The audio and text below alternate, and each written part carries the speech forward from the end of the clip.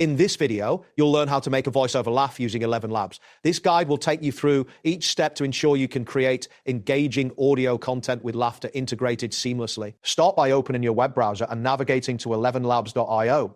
This is the official website where you can access the voice synthesis tools needed for this process. Make sure you have a stable internet connection to avoid any interruptions. Once the website loads, locate and click on the login button. This action will take you to the login page where you will need to enter your credentials. If you do not have an account, you will need to create one before proceeding. After logging in, look for the option labeled text to speech.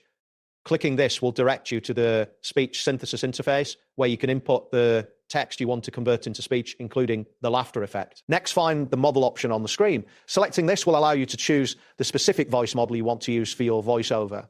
It is important to select a model that fits the tone of your project. Proceed by clicking on 11v3 Alpha. This model is designed to provide enhanced voice capabilities, including the ability to incorporate laughter into your audio. Ensure that you select this model before moving forward. Now type your desired text into the input field.